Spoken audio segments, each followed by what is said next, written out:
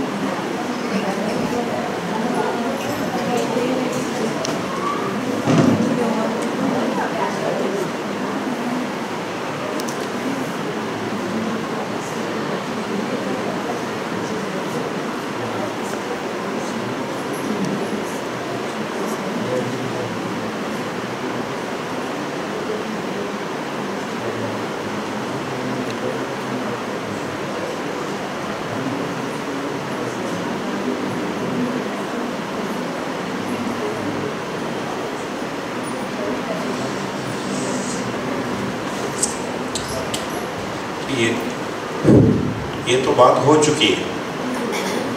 5 दिन का यहाँ सुरेंद्रपाल भाई आए थे, डिवीजन है। और इसको मैंने बहुत नीचे वाला जो पोर्शन है जो छोटे में कर दिया है, इसका बड़ा सब डायग्राम वगैरह सब उपलब्ध है अभी तो।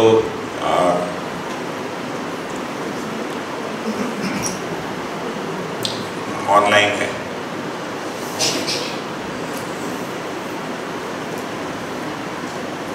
जो लोग परिचय शिविर रिवाइज करना चाहते हैं, जो मैंने मॉर्निंग में कहा था कि ये जो तो बताया था जीवन विद्या ऑफिशियल यूट्यूब चैनल में, ये तो रिकॉर्डेड वाला करना है तो, और उसमें एक शिविर का नोट्स के साथ एक रिकॉर्डिंग है, 64 आवर्स में है, 32 सेशंस, लगभग 2-2 घंटे का, उसी चैनल में मिलेगा जीवन विद्या ऑफिशियल में।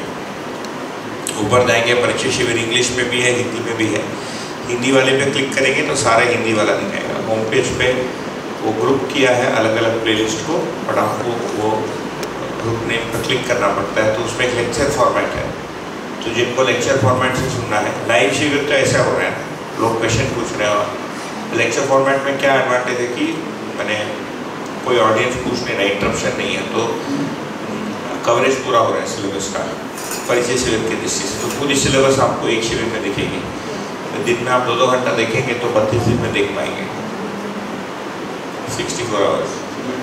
तो उसमें आपको इसका ये सारे चार्ट वगैरह सब उसमें तो दिखाया ही है।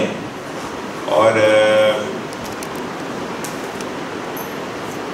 इसको हम बहुत विस्तार से नहीं करेंगे, लेकिन क्योंकि सुरेंद्रपाल जी का हो गया, कितना दिन का ब्रेक हो गया है, 1 महीना हो गया है, 2 महीना हो गया है, तो थोड़ा सा उसको, कितने लोग आते हैं, कुछ लोग तो जो साई खेड़ा से और तो बुक्स भी पढ़ लिए, लेकिन बाकी लोग अध्ययन बिंदु तो किया होगा ना लोगों ने पहले, आप लोगों ने किया कहाँ? सुरेंद्रपाल जी को तो हाफ थी, उसका नाम अध्ययन बिंदु है। एक्चुअली अध्ययन बिंदु शिविर जो 44 पॉइंट्स में जिसका बुकलेट आपको PDF भेजा है, वो श्रद्धेय नागराज जी का जीवन विद्या परिचय शिविर है, फर्स्ट लेवल इंट्रोडक्शन। उससे नीचे उनका आता नहीं, तो उसको 2-3 स्टेजेस में भी किया है ना, प्री प्राइमरी करके, फिर LKG UKG करके, फिर वो उनका वो फर्स्ट स्टैंडर्ड, सीधा वो उसके नीचे आता नहीं। उसमें भी 44 बिंदु टोटली 10 दिन में कवर होना काफ़ी दुर्लभ है। मैं जस्ट देखता हूँ आपको, मेरा जो 4 दिन में मैंने जो सोचा था उद्देश्य कि एक तो समग्रता का एक दृश्य आपके सामने आ जाए, उसमें जो छुटा हुआ पार्ट है उसमें थोड़ा अधिक हम फोकस करें, जैसे मूल्यों पर थोड़ा अधिक फोकस करें। तो कल से लेकर आज दोपहर तक लगभग समग्रता को एक जगह लाने में हमारा समय गया है ना, कि समग्र पिक्चर, मतलब कंप्लीट पिक्चर, कॉम्प्रिहेंसिव पिक्चर कैसे रहे। एक ये पैकेट था, दूसरा पैकेट था, मुझे बताया गया कि मानवतापूर्ण आचरण थोड़ा सा बात हो जाए, वो एक टाइम में तो हो नहीं पाता है, अलग अलग समय में हमारा अलग अलग चीज़ों पर ध्यान जाता है। मेरा भी ऐसे ही रहा, आपका भी ऐसे ही रहेगा। किसी दिन विश्वास दिखेगा, 4 महीने बाद सम्मान पर ध्यान जाएगा, है ना, 8 महीने बाद कृतज्ञता पर ध्यान जाएगा, सुने रहेंगे, ध्यान नहीं जाएगा, है ना। हमारे कैपेसिटी देखने का जो स्तर है ना, कैपेसिटी डेवलपमेंट धीरे धीरे होता है, चित्रित नहीं हो पाता है, हमारी आंखों के सामने से आता है। आंखों के सामने भी क्या है, मेदस पे आता है ना, जो आप मुझे देख रहे हैं अभी, आपके ब्रेन पर मेरा इमेज रिफ्लेक्टेड है, दिखता है बाहर लेकिन रहता है इधर, उसमें से कुछ भाग अंदर आता है, बाकी टीटी बॉल जैसा बाहर आ जाता है, टेबल टेनिस है ना, बहुत ठप करके बाहर आ जाता है। इसलिए उसको थोड़ा रिपीट करना पड़ता है। तो मेरा ये दूसरा उद्देश्य था कि मानवतापूर्ण आचरण पर थोड़ा सा फोकस में आ जाए, और तीसरा मुद्दा था कि इसको लेकर आगे कैसे चले। जैसे मैंने कहा, ये दर्शन इवॉल्व हो रहा है, अभी प्रकटन हो रहा है, तो धीरे धीरे हम लोग भी थोड़ा सा ठीक से रख पा रहे हैं कि आगे लेकर कैसे चलना है। 10-12 वर्ष पहले मैं जब जुड़ा था दर्शन से, और किसी को पूछता था इसको लेकर आगे कैसे चलना, कोई उत्तर ठीक से वैसे नहीं दे पाता था, नहीं था, किसी को पता ही नहीं। नागराज जी को पूछते थे तो वही बोलते थे साक्षात्कार करना, श्रवण मनन साक्षी, सीधा उधर ही बात करते थे। तो उसके प्रीवियस जो स्टेप्स हैं वो धीरे धीरे बारे में किसी विधि से रख तो हो सकता है, हमारे साथी और थोड़े अलग विधि से रखते हैं, लेकिन अर्थ एक ही है। एक तो ये है, दूसरा मैं कहना चाह रहा था कि एक जस्ट चेक, क्योंकि हम टॉपिक में हैं, तो ये शिविर में आना तो आपके लिए एक हेडलाइन है ना, अध्ययन तो आपको ही करना पड़ेगा।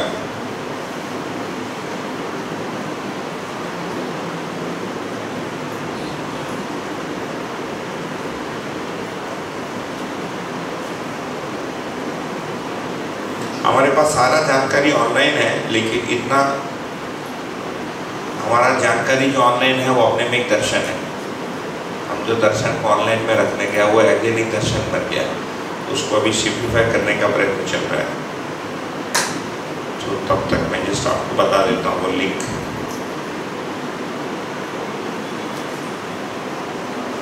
हाँ, ये ठीक है।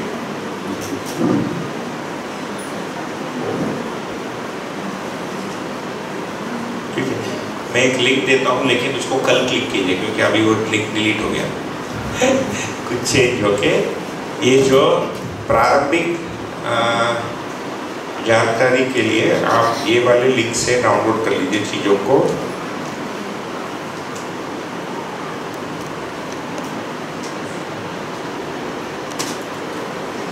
ये लिंक है, ये सब रिवाइज करने को, क्योंकि यहाँ तो हम अभी बहुत शॉर्ट में करेंगे ना, क्योंकि इस पर तो बात हो चुकी है। इसमें से जो क्वेश्चंस आपके बचे हैं वो भर ले लेंगे, और जो पार्ट आपको लगता है ठीक से कवर नहीं हुआ, मैं पूरे को तो रिपीट नहीं करूँगा, केवल लिख दिया है, लेकिन आपको इस साइट को जाना है। ये लिख जाइए कल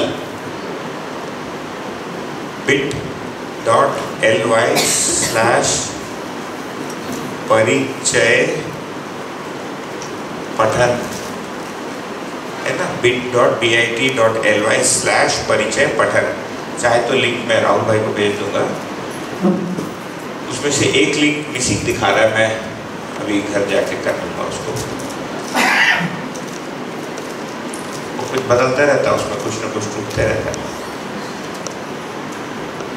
तो इसमें आपको परिचयात्मक सामग्री मिलेगी, इंट्रोडक्टरी रिसोर्सेज, इंग्लिश हिंदी दोनों में है। कुछ लोग इंग्लिश वाला भी पूछ रहे थे, है ना, और हिंदी वाला भी आपको मिलेगा। हिंदी में लिंक टू पुराने मतलब ढक के आपको वीडियो परिचय शिविर के कुछ नोट्स, और नागराज जी की ही कुछ सिलेक्टेड रीडिंग जो आप इंट्रोडक्टरी लेवल पे पढ़ सकते हैं खुद पे।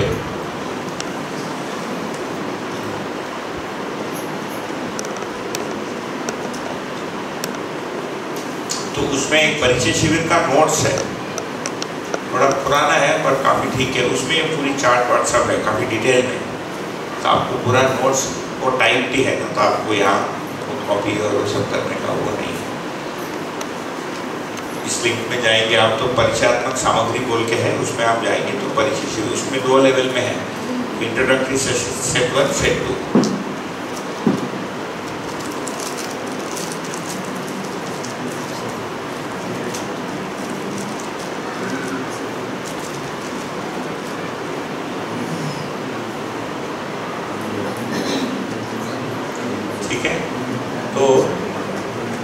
हम यहाँ पर ये बात किए थे अस्तित्व दर्शन। तो अस्तित्व दर्शन का मतलब क्या है? दर्शन का मतलब देखना या समझना, और ये जो समझना है ये आँखों के द्वारा नहीं हो पाएगा, हमको अपने मन से देखना है। तो भाषा आपको आँखों से दिखेगा, बाकी जो वास्तविकता देखनी है आपको अपने मन से, मतलब बौद्धिक पक्ष से या जीवन से ही देखेगा, मतलब समझ में आएगा। तो दर्शन ये बहुत संक्षेप में इसको ले लेता हूँ। दर्शन ये कह रहा है कि 2 प्रकार की वास्तविकता अस्तित्व में है। एक को जिसको इकाई बोलते हैं जो सीमित है, दूसरा खाली जगह है जो असीम है। जैसे आप मेरे बीच जो खाली जगह है, यहाँ से लेकर नागपुर तक है खाली जगह है, नागपुर से लेकर चांद तक है, चांद से लेकर उस पार तक है। और यदि हम ये प्रश्न खड़ा करेंगे सामान्य तर्क से ना, वैज्ञानिक अवधारणा को बीच में न लाते हुए कि ये खाली जगह कहाँ तक है, तो पता चलता है कि असीम है। इसके लिए सामान्य लॉजिक क्या आएगा कि यदि मैं कहता हूँ कि खाली जगह यहाँ तक है ना, तो फिर ये बनेगा कि इसके पार क्या है। ये समझ में आता है? किसी भी जगह तक कोई चीज़ है बोलने के लिए, उसके उस पार भी कुछ चाहिए, तभी आप बोल सकते कि वो जगह इधर तक है। नागपुर यहाँ तक है तो मतलब उसके बाद कुछ चाहिए। इफ इसे दिल्ली यहाँ तक है तो उसके बाद चंडीगढ़ चाहिए, तभी दिल्ली परिभाषित होता है। इंडिया यहाँ तक है तो उसके बाद पाकिस्तान चाहिए, तभी बोल सकते इंडिया यहाँ तक है। तो व्यापक वस्तु या खाली स्थान को देखेंगे तो इसको कहा है असीम। असीम को ही दूसरा भाषा है व्यापक, मतलब हर जगह एक सा है। व्यापक वस्तु, तो ये वस्तु के रूप में दर्शन इसको पहचान रहा है कि कह रहा है कि ये भी एक वस्तु है जिसको हमको समझना आवश्यक बन जाता है। कौन से समझ के लिए? अस्तित्व दर्शन के लिए ना, आध्यात्मिक और बौद्धिक समझ के लिए। दूसरा, ये जो सीमित इकाई है ये हमको पता चलता है कि ये ऊर्जित है। ऊर्जित है का मतलब क्रियाशील है। जैसे ये पंखा है तो पंखा में ऊर्जा देने से मतलब बिजली रहने से सक्रिय है, क्रियाशील है, तो कुछ करता है। लेकिन पंखे में जब बिजली नहीं है तब भी वो क्रियाशील है। इसका क्या प्रमाण है? उसको हम छोड़ के चले जाएंगे, 50 वर्ष बाद आएंगे तो देखेंगे तो उसमें जंग पकड़ गया। ठीक है, इसका मतलब है कि उसमें जो अणु परमाणु है वो हवा के कणों के साथ कोई ना कोई रिएक्शन, इंटरेक्शन कर ही रहे हैं, जो उस समय हमारे आंखों में तुरंत दिखता नहीं। तो कई क्रियाएं, गति है ना, क्रिया को गति से भी जोड़ेंगे, हमारी आंखों की सीमा में आती हैं, और कई क्रिया हमारे आंखों की सीमा में नहीं आती हैं परंतु रहती हैं। उसको देखने के लिए और कोई सूक्ष्म यंत्र का प्रयोग करना पड़ता है। जैसे आपने माइक्रोस्कोप का प्रयोग किया है और किसी चीज़ का प्रयोग किया, तब तो ही दिखता है, नहीं तो दिखता नहीं, आंखों की सीमा में आता नहीं। तो इसको क्रियाशील कह रहे हैं। ऊर्जित है इसलिए क्रियाशील है। और यदि ये पूछे तो परमाणु अंशों के लिए ऊर्जा कहाँ से प्राप्त है, तो ये जो व्यापक वस्तु है ये स्वयं साम्य ऊर्जा के रूप में है। मतलब ये जो खाली जगह है ये खाली नहीं है, ये है तो ऊर्जा, स्वयं ऊर्जा के रूप में है। तो जितने परमाणु हैं, परमाणु क्रियाशील होने के लिए जो ऊर्जा है वो व्यापक वस्तु में रहने के कारण है, तो उसको हम बोलते हैं भीगे रहने से ऊर्जित है। क्या है? इकाई व्यापक में भीगा है इसीलिए ऊर्जित है। वैसे ही इकाई व्यापक में डूबा है इसीलिए क्रियाशील है। जैसे मैं इधर हूँ तो मैं व्यापक में डूबा हूँ इसीलिए इधर से इधर जा पाता हूँ, I am free to move, है ना। जैसे ये जो धरती है ये अंतरिक्ष में डूबी है। धरती किस चीज पर खड़ी है? किसी चीज पर नहीं खड़ी है, अंतरिक्ष में है। तो धरती गिर क्यों नहीं जा रही है ना। इस प्रकार के प्रश्न में कई 12 वर्ष पहले कानपुर में, one of my usual examples में लेता हूँ, वो कानपुर में 12 लोग थे शिविर में, 10 लोग थे, परिचय शिविर 2010-12, सो 11 डेज। उसमें एक लड़की थी, MSc स्टैटिस्टिक्स पढ़ा हुआ था उसने। तो लास्ट में मैंने पूछा कि धरती कहाँ पर है, तो उसने कहा शेषनाग पर है ना। तो मैंने कहा बहुत अच्छी बात है। तो हमने धरती को ड्रॉ किया और शेषनाग को ड्रॉ किया। बोला ऐसा दिखता है? बोली कभी मैं सोची नहीं, हाँ लेकिन ऐसे कुछ होगा। तो मैंने पूछा कि धरती घूमती है बेटा? बोली हाँ घूमते। बोला शेषनाग भी उसके साथ घूमता है कि वहीं रहता है? उसने कहा वो भी घूमता है। मैं बोला फिर चक्कर आके गिर नहीं जाएगा? बोले नहीं ठीक है वहीं रहता है। मैं बोला फिर उसका मुंडी घिसेगा? तो थोड़ी देर सोची, बोला अंकल छोड़ देते शेषनाग को।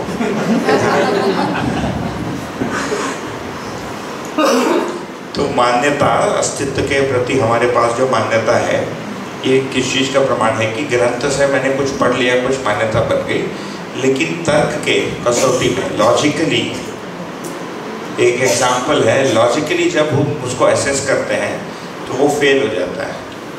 Then you say that it's not logically possible, है ना। Then more difficult question will come कि शेषनाग को खाना कहाँ से मिलता है, वो पेशाब कहाँ करता है, सो मेनी क्वेश्चन, राइट। सारा अंतरिक्ष में है। सो इन चीज़ों को देखेंगे तो पता चलता है कि ग्रहगोल भी डूबे हैं और प्रत्येक इकाई ये व्यापक वस्तु में डूबा है, इसीलिए इसको क्रिया शून्य कहते हैं। ये स्वयं क्रिया नहीं है ना। स्वयं क्रिया न होते हुए भी इसमें रहने से बाकी सारी इकाइयाँ क्रियाशील हैं। तीसरा मुद्दा कि प्रत्येक इकाई स्वनियंत्रित है। जैसे धरती है, धरती को कौन नियंत्रित कर रहा है? धरती को नियंत्रित कौन कर रहा है? धरती को गोलाकार, स्लाइटली अंडाकार बोलते हैं, लेट अस से गोलाकार, कौन कर रहा है? स्वयं ही ऐसा बना हुआ है। जैसे एक लोहा है, लोहे का परमाणु को नियंत्रित कौन कर रहा है? लोहे के परमाणु को लोहे के परमाणु के रूप में कौन बना के रख रहा है? स्वयं ही नियंत्रित है ना? तो प्रत्येक इकाई को तात्विक रूप में देखेंगे तो स्वयं ही नियंत्रित है, उसको अलग से नियंत्रित करने की आवश्यकता नहीं है ना? तो ये स्वयं ही नियंत्रित है। और व्यापक वस्तु स्वयं नियंत्रण स्वरूप है, या दूसरे भाषा में इकाई व्यापक वस्तु में रहने के कारण है ना नियंत्रित होने की संभावना है, इसीलिए इसको घेरा है बोलते हैं। जैसे ये कुर्सी है, ये कुर्सी का आकार हमको इसीलिए दिखता है, यह स्पष्ट है क्योंकि इसके सभी और खाली स्थान है। That's why you can define the boundary इस कुर्सी का। ठीक है, तो ये घेरा है व्यापक वस्तु से, ऐसा भाषा यूज किया। ऐसा नहीं कि घेर रहा है व्यापक वस्तु, घेरा है, इसकी बाउंड्री जो है व्यापक वस्तु में, तभी मैं और आप अलग है पता चलता है।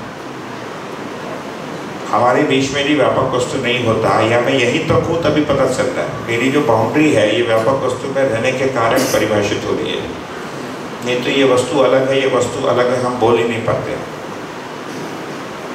ठीक है, ये सारी बातें हो चुकी होगी है ना 5 दिन में। तो इससे ये हमको पता चलता है कि प्रत्येक इकाई, फिर ये कह रहे हैं कि प्रकाशमान है, और इसमें आता हूँ प्रत्येक इकाई अपने रूप गुण स्वभाव धर्म सहित प्रकाशमान है। ये इकाई के 4 आयाम कहलाता है, 4 आयाम।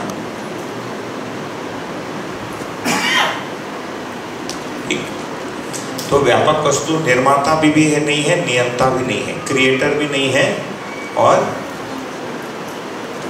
कंट्रोलर भी नहीं है, और संपूर्ण इकाइयां मिलकर ऐश्वर्य स्वरूप में है, इसीलिए व्यापक वस्तु को ईश्वर भी एक नाम दिया है ना? तो यहाँ पर जिस वस्तु को ईश्वर कहा जा रहा है, ये ईश्वर निर्माता भी नहीं है और नियंता भी नहीं है, क्योंकि व्यापक वस्तु किसी को बनाता नहीं। हाँ, वही प्रत्येक इकाई प्रकाशमान है और व्यापक वस्तु स्वयं प्रकाश, शाश्वत प्रकाश के रूप में उसको नाम। प्रकाश का मतलब जो हम इंग्लिश से ट्रांसलेट करते हैं लाइट और स्पीड ऑफ लाइट E=mc² वाला है ना, C नहीं है ये, मतलब साइंस वाला लाइट का स्पीड नहीं है ना। यहाँ पर प्रकाश शब्द को शाश्वत प्रकाश के रूप में यूज़ किया गया है।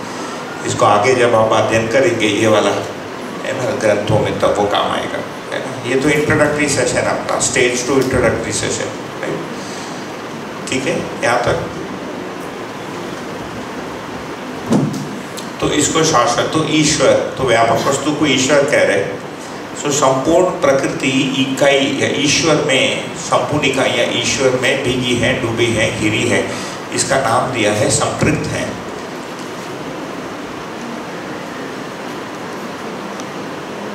तो जो अनुभव में ज्ञान होता है वो यही ज्ञान होता है कि संपृक्त है। जो यहाँ पर मैंने लिखा था कि सत्य का ज्ञान होता है मध्य क्रिया है ना, मध्यस्थ क्रिया को, तो ये संपृक्त है। प्रत्येक इकाई को पुनः देखेंगे तो प्रत्येक इकाई में 4 आयाम है, रूप गुण स्वभाव और धर्म। सामान्य रूप से रूप आँखों में आता है, आकार और आयतन सामान्य। जैसे मेरे एक आकृति अलग है, इनकी आकृति अलग है, बोर्ड की आकृति अलग है, ये आँखों की सीमा में आता है। इसको तो जीव जानवर भी पहचान लेता है, तभी तो कुत्ता हम पे नहीं भौंकता है ना, मतलब ओनर पे नहीं भौंकता, दूसरे किसी पर भौंकता है, आकृति से वो पहचान लेता है। तो रूप का पहचान जानवरों में भी दिखता है, मानव में भी दिखता है, लेकिन आकार और आयतन का गणना काउंट करके उसको यूज करना ये मानव ही कर पाता है, पशु नहीं कर पाता है। कितना बड़ा रूम होगा और उसका स्केल करना, ये मानव के पास ये ताकत है, ये पशुओं के पास ये ताकत नहीं है। एक दूसरा आयाम है, उसको गुण का है। गुण को सरल भाषा में लिखेंगे तो परस्पर प्रभाव। एक दूसरे पर जो प्रभाव है ये गुण है।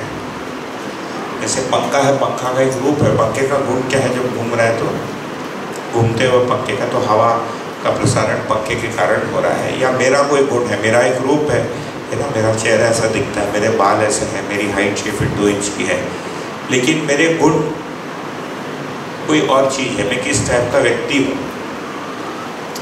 और वो केवल आखिरी चीज़ से स्पष्ट होता है क्या? मैं 5 फुट 8 इंच का होता तो ऐसा गुण होता है ना, फॉर एवरी एडिशनल इंच ऐसा गुण में मेरे चेंज होते हैं, ऐसा कुछ लगता है आपको? नहीं। पशुओं में दिखता है कि जो कोई एक कुत्ते के रूप के अनुसार उसके गुणों को आप प्रेडिक्ट कर सकते हैं कभी कभी, लेकिन मानव में कहना बड़ा कठिन है। हाँ, उसके पास पैसा कितना हो सकता है, या कौन से वो वर्ग का है, या कौन से मान्यता को बिलोंग करता है, ये कपड़ा देखकर बोल सकते हैं, मोर और लेस, है ना। बहुत ब्रांडेड कपड़ा पहना है, मोटा गोल्ड, बट आजकल तो प्लेटेड वाला भी पहनते हैं, मोटा चेन सोने का, है ना। तो रूप से गुण भिन्न है, पर कई बार रूप से गुणों को बोल सकते हैं, बट मानव में रूप और गुण भिन्न है, ये बहुत क्लियरली दिखता है ना। गुण का मतलब जो उसका प्रॉपर्टी है, जो व्यक्त हो रहा है। ये वाली बात हो चुकी थी 5 दिन में, रूप गुण स्वभाव धर्म, ये भी हो गया। फिर आता है स्वभाव। स्वभाव को बोलते हैं मौलिकता, या जितने गुण हैं उसका उपयोग क्या है ना। एक इकाई का अपने ही अवस्था के दूसरी इकाई के साथ जो प्रयोजन है वो उसकी स्वभाव। तो ये जितनी अवस्थाएं हैं, ये 4 अवस्थाओं को यहाँ पर लिखा है, जो आप परिचय शिविर के पहले दिन से आप ये कर रहे हैं। ये पदार्थ अवस्था, ये प्राण अवस्था, है ना, ये प्राण कोशा को यहाँ लिखना था, ये जीव अवस्था, और ये ज्ञान अवस्था, क्योंकि मनुष्य को ज्ञान की आवश्यकता है और ज्ञान पूर्वक उसका आचरण और इत्यादि बाकी सारी चीज़ें निश्चित होती है। तो ये 4 अवस्थाओं में रूप गुण स्वभाव धर्म रहता है। धर्म का मतलब धारणा, जिससे जिस चीज़ का अलग करना संभव नहीं है वो उसका धर्म है, या उसके व्यवस्था में होने का जो मूल जो सूत्र है वो उसका धर्म है। जैसे पदार्थ अवस्था का धर्म आपको मिलेगा अस्तित्व धर्म है। ये परिचय शिविर में भी थोड़ा थोड़ा बताते हैं, लास्ट टाइम आपने किया होगा। प्राणावस्था का धर्म पुष्टि धर्म है, प्राण कोशिकाएं पुष्ट होती हैं, अपने आप होती हैं। फिर जीवावस्था का धर्म है जीने की आशा धर्म है, और मानव का धर्म जो है सुख धर्मी है। सुख कैसे होगा इसको जब देखते तो पता चलता है समाधान, समग्र सुख के रूप में दिखता है, उसी का नाम है समाधान। तो कोई भी मानव अपने धर्म से अलग नहीं होना चाहता है, कोई भी जीव अपने धर्म से अलग नहीं होना चाहता है। तो इसके पहले जो बात हो रही थी शाकाहारी मांसाहारी की, जीवों के धर्मों का अध्ययन से फिर पता चलता है कि जीव में यदि जीवन है तो वो अपने धर्म से अलग होना नहीं चाहता। तो चाहने वाली चीज़ है ये जीवन में ही है। सुख दुख का जो अनुभव है ये जीवन में है, जड़ में नहीं है, पेड़ पौधों में नहीं है, पत्थर में भी सुख दुख का नहीं। आंशिकता में जीवों में दिखता है और मानव में तो पूरा दिखता है सुख दुख होने की बात। उसमें एक छोटा सा बाउंड्री पर कुछ चीज़ें हैं जिसको स्वेदज लिखा है उधर, कीड़े या स्वेदज, जैसे कुछ प्रकार के कीड़े मछली हो गए, उनमें जीवन नहीं होता है लेकिन उसमें मांसपेशी होता है। मेंढक हो गया, स्नेल हो गया, स्नेल को क्या बोलते हैं, केकड़ा भी होता है, केकड़ा भी होता है, केकड़ा भजी भी मिलता है पूना में, पता नहीं इधर मिलता है क्या। वो भजी ही केकड़ा जैसे दिखता है, पता नहीं, केकड़ा भजी नाम है उसका, पता नहीं केकड़ा भजी क्यों। केकड़ा का कांदा भजी यहाँ पे भी मिलता है।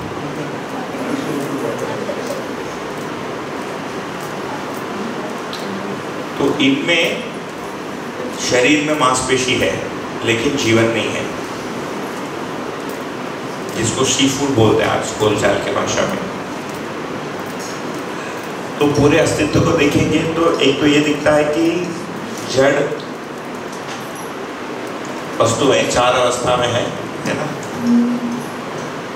रूप के आधार पर भी 4 अवस्था को पहचान सकते हैं, कोई बहुत विशेष नहीं है। पौधा अलग है, कुत्ता अलग है, आदमी अलग है, हर छोटा बच्चा पहचानता है।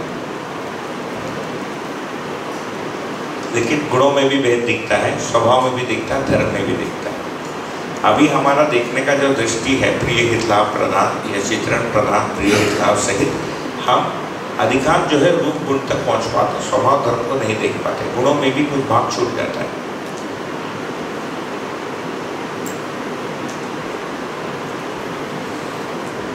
तो अस्तित्व दर्शन में ये जो पूरी बात है इसको 5 सूत्रों में रखा, बहुत ही शॉर्ट में मैंने उसको यहाँ रखा ताकि आपका रिफ्रेशर हो जाए।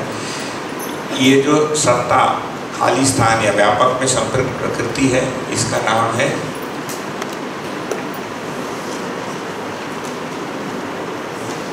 सहस्तित्व। ये एक सूत्र है। फिर सहस्तित्व में ये जो परमाणु है, अलग अलग प्रकार के परमाणु होके पिंड तक जाते हैं, इसका नाम है विकास क्रम। फिर परमाणु में विकास क्रम होके ये जो है इसका नाम है रचना क्रम। मनुष्य के शरीर तक इसका नाम है विकास। विकास बोल के कोई है यहाँ पर? यूजुअली बहुत सारे विकास होते हैं भारत में। विकास, विकास का मतलब क्या है? परमाणु में ऐसी कोई स्थिति बन जाती है जिससे वो वापस नहीं आ सकता है, इसका नाम है गठन पूर्ण हो गया। इस पर भी बात हो चुकी है। इसका नाम गठन पूर्ण परमाणु है। फिर इस गठन पूर्ण परमाणु को देखेंगे तो वो जीवों में प्रारंभ होता है, इसका नाम है जीवनी क्रम। तो अलग अलग वंशों के शरीर में से जीवन गुजरता है, इसका नाम जीवनी क्रम है। फिर मनुष्य शरीर में ये जागृति के क्रम में प्रारंभ होता है। तो क्या जागृति?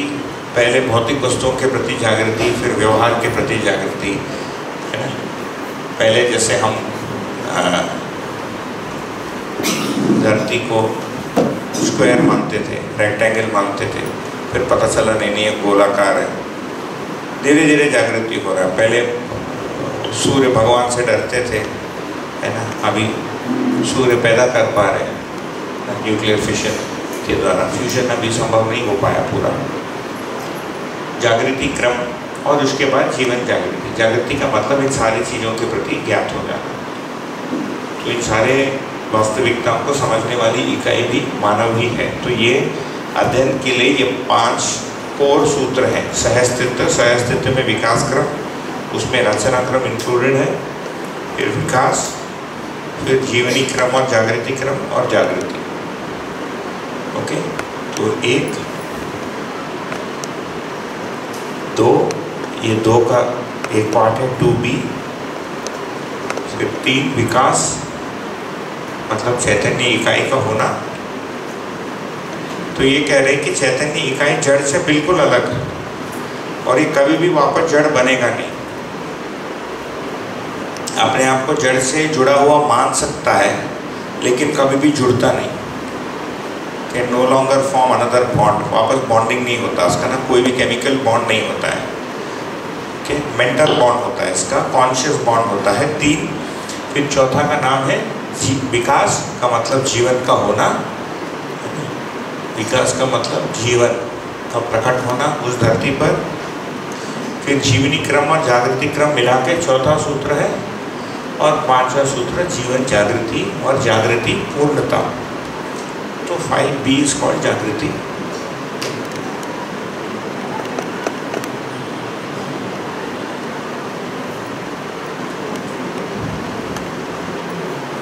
तो अस्तित्व दर्शन इतने में है, बहुत बड़ा नहीं, 12-15 मिनट में हो गया, 18-20 मिनट। भैया व्यापक का रूप गुण स्वभाव धर्म कुछ नहीं, इकाई के अलग अलग आयाम हैं। व्यापक का रूप अरूप है, व्यापक का रूप कुछ नहीं है। पर प्रभाव में तो सभी रहते हैं ना है? जैसे गुण है वो परस्पर प्रभाव है। हाँ, तो भाषा के रूप में बोल सकते हैं कि व्यापक के गुण एक्चुअली इकाई से पता चल रहा है। व्यापक का जो गुण है वो इकाई द्वारा ही व्यक्त हो रहा है। तो रूप गुण स्वभाव धर्म ये जो परिभाषा है ये इकाई के लिए, क्रिया के लिए। जो क्रिया नहीं है ना, उसका कोई रूप भी नहीं है, गुण भी नहीं है, स्वभाव भी नहीं है, धर्म भी नहीं है। उसका गुण इस अर्थ में है कि तो वो पारदर्शी है, पारगामी है, स्वयं ऊर्जा है, ये सारी चीज़ें उसके ये जो एट्रीब्यूट्स हैं, है ना। मैंने इंग्लिश शब्द का प्रयोग किया था कि गुण शब्द को हम हिंदी के लिए रख लें। ये इकाई के द्वारा पता चल रहा है कि ये पारगामी है। ऐसे इकाई के आर पार, इसको पारगामी कहेंगे। पारदर्शी है, आप मुझे पहचान सकते हैं, मैं आपको पहचान सकता हूँ, ये पारदर्शिता है। ये कोश, एक बार कोश तो नहीं समझा है। प्राण कोशा, प्राण कोशा को अभी हम सेल के रूप में बोलते हैं, प्लांट सेल्स। तो प्राण कोशा का तात्पर्य यह है कि कोई ऐसी वस्तु बनती है जो मल्टीप्लाई हो सकती है, प्रजनन आ जाता है उसमें और सांस लेने की प्रवृत्ति आ जाती है उसमें। तो प्राण कोशा में देखेंगे तो बीच में एक प्राण सूत्र रहता है ना, जिसको अभी हम न्यूक्लियस बोलते हैं। एंड देन ये जो टिपिकल सेल वॉल एंड ये गैसियस इंट्रैक्शन, तो ये बेसिकली पानी प्लस सांस लेना करके मल्टीप्लाई हो पाता है। तो अस्तित्व में पहली बार प्राण कोशा होने से पुष्टि दिख रहा है। अस्तित्व मतलब किसी भी धरती में सोना है अपने आप मल्टीप्लाई नहीं होता है, होता तो फिर सोना नहीं कहलाता है। सारे ज्वेलरी के दुकान पट हो जाते हैं, यदि सोना मल्टीप्लाई होता there would be no gold trade. और कोई लटकाता भी नहीं कान से, क्योंकि वैसे भी सबके पास है। अभी लटकाते हैं ना सोने को शरीर से जी। जैसे जड़ इकाई स्वनियंत्रित है डूबा भिगा होने के कारण, वैसे चैतन्य इकाई भी स्वनियंत्रित है डूबा भिगा होने के कारण व्यापक में। चैतन्य इकाई का तो ये पूछ रहे हैं कि जड़ इकाई स्वनियंत्रित है ना, तो वैसे भी चैतन्य इकाई भी, हाँ तात्विक रूप में तो है ही, मतलब वो चैतन्य के रूप में बने रहता है। उसका जो संगठन है केंद्र में एक अंश, ये सब थोड़ी सी बात हुई होगी प्रथम परिवेश में, है ना। केंद्र में एक, फिर 2, 8, 18, 32 के संख्या में वो चैतन्य के रूप में बने ही रहता है। बाकी जो उसका माने आचरण के रूप में या ज्ञान के रूप में या अनुभव के रूप में उसको जो नियंत्रित होना, वो ज्ञान पूर्वक उसको उपार्जित करना पड़ता है। उपार्जित, it has to develop it. ऐसे हमको भी करना पड़ रहा है। मनुष्य के बच्चे को सब सीखना पड़ रहा है ना। पेट पालना एकमात्र ऐसा जीव है, मतलब प्राणी बोल दीजिए, मराठी में उसको प्राणी बोलेंगे, जिसको पेट पालने के लिए अलग से शिक्षा लेनी पड़ रही है। बाकी सब वो बड़े होते होते अपने माँ से हंटिंग या गैदरिंग सीख ही लेता है। या तो गैदरिंग है, शाकाहारी है तो गैदरिंग है, मांसाहारी है तो हंटिंग है। हंटिंग मतलब दूसरे शाकाहारी को मार के खाना। रेयरली मांसाहारी को नहीं मारता, कभी है मांसाहारी को मार दिया। शेर ने, मतलब लायन ने लेपर्ड को खा लिया, बहुत रेयर है। ये भालू ने शेर को खा लिया, कभी आता है? आप सुने? मैं तो नहीं सुना अभी तक। कभी होता है? एक कार्निवोरस ने दूसरे कार्निवोरस को खा लिया, पता नहीं। कार्निवोरस हर्बीवोरस को खाता है, मैंने शाकाहारी को खाता है।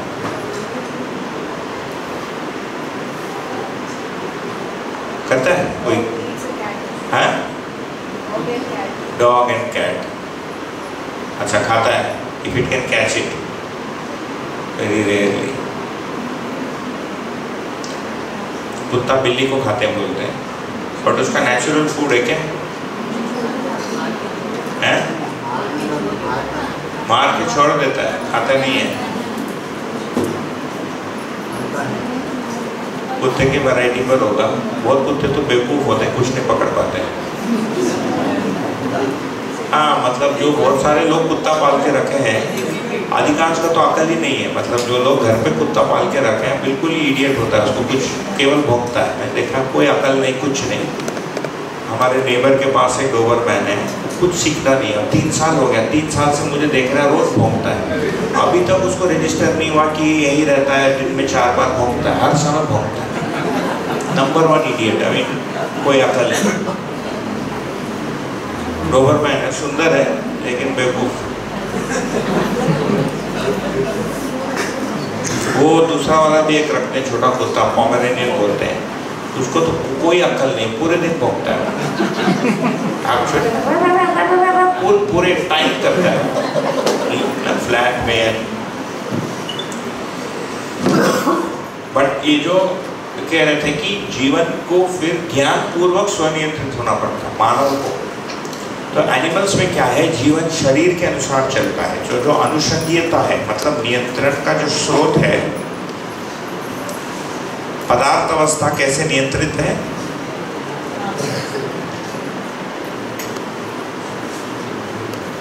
अपने गठन के अनुसार। प्राणावस्था बीज के अनुसार, जीवावस्था वंश के अनुसार। मानव को अपने समझ या संस्कार के अनुसार नियंत्रित होना पड़ता है। तो जीवन परमाणु जो है अपने गठन के अनुसार नियंत्रित है, जो उसका धात्विक रूप है, लेकिन उसका होने और रहने का रूप के लिए उसको संस्कार चाहिए। मानव में झंझट यही। तो वंश से कोई नियंत्रित नहीं हो पा रहा है, इसलिए हमारे वंश के अनुसार हमारा स्वभाव गुण कुछ भी नहीं पता चलता है। अभी तो रूप भी नहीं पता चलता है, रूप को देखने से वो जाति भाषा बोलना बहुत मुश्किल है। एक तो इंटरब्रीडिंग भी बहुत कुछ हो गया भारत में, नहीं पता चलता, सब एक ही रंग के एक ही चेहरा दिखता है हर जगह। तो अभी जो हम मनुष्य के शरीर में चेहरे के आधार पर, ये इसके लिए अस्तित्व दर्शन क्यों महत्व रखता है, और रूप गुण स्वभाव धर्म का अध्ययन, ये तो आपको अध्ययन करना पड़ेगा। मैं तो आपको सूचना दे रहा हूँ, क्योंकि इसके आधार पर हम समाज को, कुटुंब और परिवार को देखेंगे कि समाज को जब हम बोलते हैं अलग धर्म का है, तो क्या है वो धर्म? मान्यता है कि वो एक ही धर्म है? नहीं, अभी जिसको हम धर्म बोलते हैं वो मान्यता है कि वास्तव में धर्म है। दूसरा, फिर हम जाति को बहुत मानते हैं, तो जाति में वंशानुसंगीयता कहाँ दिखती है? अपने बच्चे को अपना बेटा मानते हैं क्योंकि हमारे जैसे दिखता है, एक्चुअली वो है बीजानुसंगीयता। नहीं, जो शरीर होता है हमारा, शरीर का बनावट, वो बीजानुसंगीयता है। पिताजी का जो लुक्स है और माँ का जो लुक्स है, कई बार उसका कॉम्बिनेशन के रूप में बच्चा दिखता है, कई बार माँ के जैसे दिखता है। जैसे लड़के जो हैं ये ज़्यादा यूजुअली माँ के जैसे दिखते हैं, कई बार लड़कियाँ जो हैं पिताजी के जैसे दिखते हैं। कई बार मैंने ये भी देखा है कि बच्चा पेरेंट्स के रूप में नहीं दिखता है, वो बुआ के चेहरा आ गया उसमें। मतलब वो जो रूप का जो कोड है वो माँ के एग या पिताजी के स्पर्म में रहता है, और जब शरीर बन रहा है माँ के गर्भ में, वो कोई एक कोड का कोई एक पार्ट एक्टिवेट हो जाता है। ऐसा मेरा जो शरीर का आकृति है मेरे पिताजी जैसे बिल्कुल है, हमारे नाना जी जैसे है, थोड़ा सा मेरे माँ जैसा है, लेकिन जैसे स्कल का जो शेप है ना, रेक्टेंगुलर शेप है, कान जो बड़े बड़े हैं, ये नाना जी का है।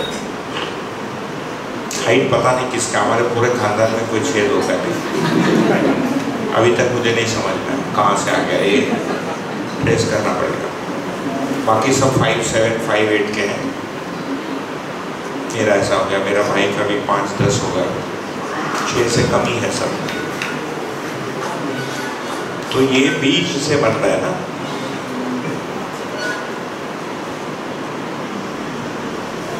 तो स्पेशली भारत में हम वंशानुसंगीयता को बहुत मानते हैं, और धर्म की भी अनुसंगीयताओं को भी मानते हैं।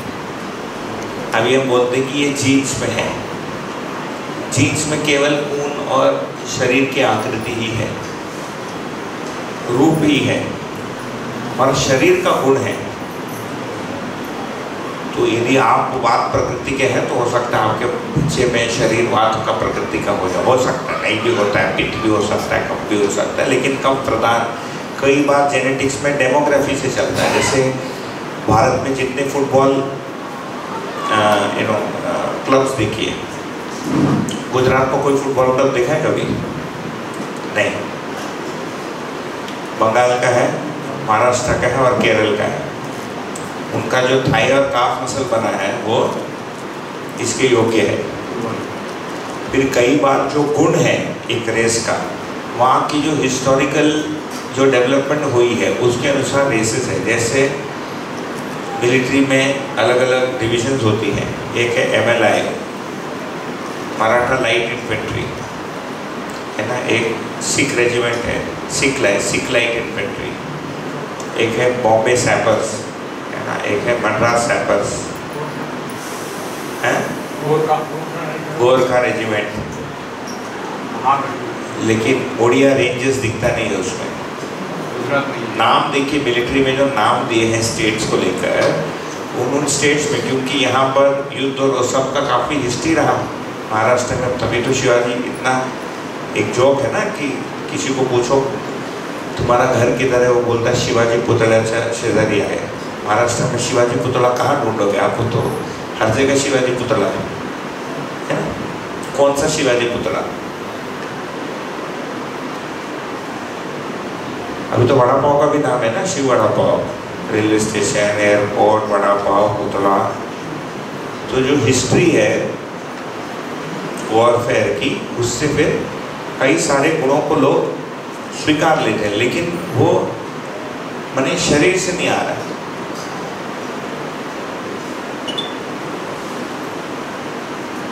तो जो हम रूप गुण स्वभाव धर्म का अध्ययन करते हैं, चारों अवस्थाओं का अध्ययन करते हैं कि रूप अलग है, गुण अलग है, प्रत्येक अवस्था का स्वभाव अलग है, धर्म अलग है। ये हमको क्या काम आता है? एक तो हमको अस्तित्व दर्शन के प्रति स्पष्टता बढ़ाता है, दूसरा जिस समाज में हम हैं वो रूप गुण स्वभाव धर्म के आधार पर हम देख पाते हैं। फिर जिनके साथ हम जीते हैं उनके साथ भी फिर रूप गुण स्वभाव धर्म के आधार पर हम संबंधों को पहचानने का प्रयत्न करेंगे। स्वभाव धर्म के आधार पर संबंध को पहचानना पड़ता है। यहाँ पर एक मान्यतापूर्ण आचरण, ये जो संबंध और मूल्यों की बात थी ना, मूल्यों को समझने का मतलब है कि स्वभाव के अनुसार गुण क्या है, ये मूल्य है।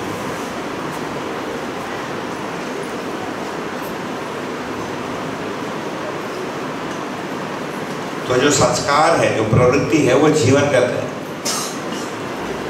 ना। मानव जो है वो संस्कार अनुसंगीत है, वो संस्कार जीवन में रहता है, शरीर में नहीं रहता है। इसीलिए हमारे संतान में कौन सा संस्कार आता है हमको पता नहीं रहता।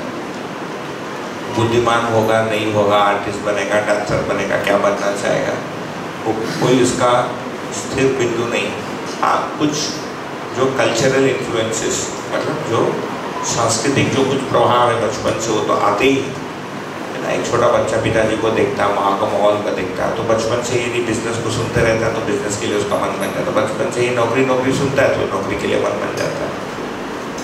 कई बार बिल्कुल ही उल्टा भी कर देता है, पिताजी कुछ किए रहते हैं, उसका चौपट करके दूसरा ही कुछ करता है। कोई फिक्स उसमें आपको थ्रेड नहीं मिलेगा। दिखता है हमारे जैसे, लेकिन सोचता ही अलग है, क्योंकि उसमें जीवन इंडिपेंडेंट है।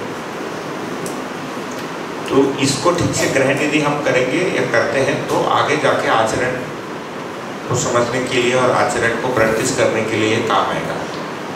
नहीं तो आचरण थियोरी के रूप में हमारे में रह जाएगा। ये विश्वास का परिभाषा, ये सम्मान का परिभाषा है। तो ये अस्तित्व दर्शन, इस पर बताइए और कुछ। ये स्वभाव और धर्म का जो डेफिनेशन है वो समझना नहीं। स्वभाव और धर्म का आपने लिखा है प्रयोजन, स्वभाव मतलब प्रयोजन। हाँ, धर्म का धारणा लिखा है, धारणा। तो स्वभाव का परिभाषा है मौलिकता या प्रयोजन। तो एक चार्ट है, आप सुने हैं, आप तो वो 5 दिन वाले में आप नहीं थे ना इधर, तो उसमें चारों अवस्थाओं का स्वभाव धर्म को बताते हैं। वो आप उसको कभी सुने हैं? हाँ, पहले सुना है। 4 अवस्था का स्वभाव धर्म एक चार्ट में यहाँ पर बात हुई होगी, है ना, 5 दिन में।